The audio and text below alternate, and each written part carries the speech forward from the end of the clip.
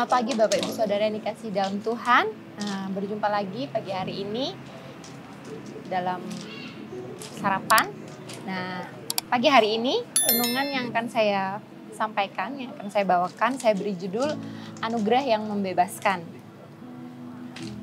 Seperti yang kita tahu, keselamatan yang kita dapat itu didapatkan dari pengorbanan Tuhan Yesus lewat kematiannya di atas kayu salib untuk menebus dosa-dosa kita, umat manusia, menghapus dosa dan membebaskan kita dari maut. Kita mau baca satu ayat dalam Efesus 2 ayat yang ke-8 sampai ayat yang ke-9. Sebab karena kasih karunia kamu diselamatkan oleh iman. Itu bukan hasil usahamu tetapi pemberian Allah. Itu bukan hasil pekerjaanmu. Jangan ada yang memegahkan diri. Amin. Saudara, setiap kali kita memulai hari yang baru, pasti ada satu keinginan kita untuk menjadi pribadi yang lebih baik lagi dari hari yang kemarin. Sekalipun itu tidak diucapkan secara langsung, saya percaya pasti setiap dari kita rindu. Setiap kita memulai hari, setiap kita bangun pagi, kita ingin kita menjadi pribadi yang lebih baik lagi. Misalkan kita rindu menjadi seorang yang lebih sabar misalnya. Kita rindu, kita ingin menjadi orang yang lebih tenang dalam menghadapi permasalahan mungkin. Yang terpenting kita ingin mengatasi kelemahan-kelemahan kita. Tentu ini hal yang baik ya. Nah, tujuan dari semuanya itu kita ingin memberi yang terbaik untuk Tuhan. Tapi bila direnungkan lagi lebih dalam, sebenarnya apa yang mendasari kita ingin melakukan hal-hal tersebut? Apakah dengan berhasil melakukan hal-hal yang baik tadi, atau kita mampu mengatasi kelemahan kita merasa sudah bisa menyenangkan hati Tuhan? Nah, tapi bagaimana jika kita gagal melakukannya? Seringkali waktu kita gagal melakukan hal-hal yang baik, kita merasa diri tidak cukup baik untuk Tuhan. Kita merasa tidak layak.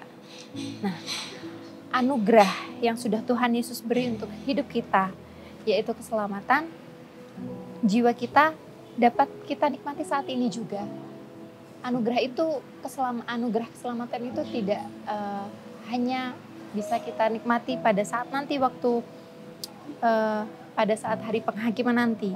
Keselamatan yang Tuhan Yesus kerjakan lewat penebusannya tidak hanya membuat kita bebas dari hukuman dosa, tetapi saat ini seharusnya kita bisa menikmati anugerah Tuhan tersebut.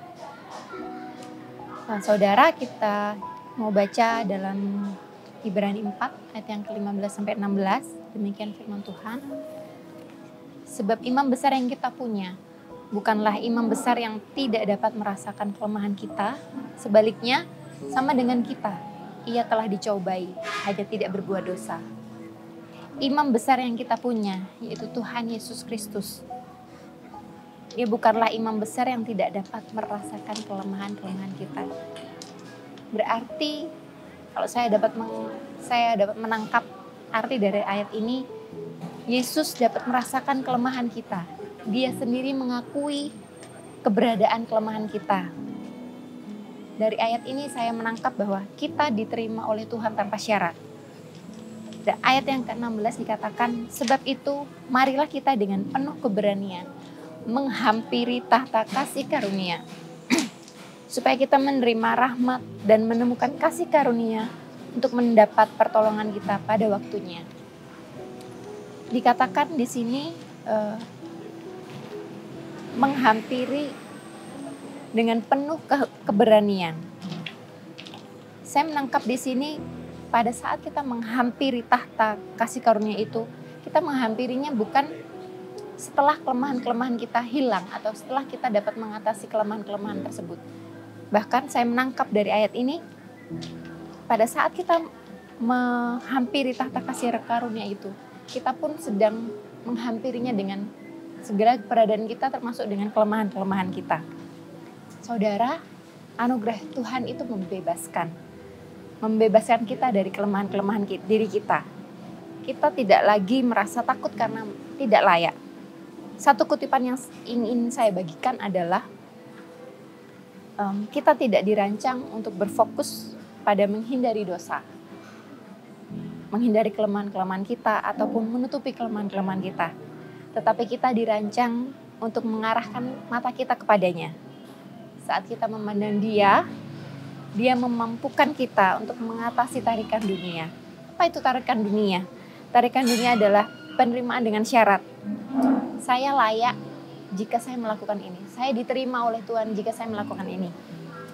Tuhan tidak seperti itu ya. Saat kita memandang dirinya, saat kita memandang Tuhan, kita merasakan kemerdekaan yang sejati oleh kasih karunia-Nya. Dan Tuhan, kita mau menikmati ketidaksempurnaan kita di dalam kesempurnaannya melalui kasih karunia-Nya. Ya, anugerah-Nya membebaskan.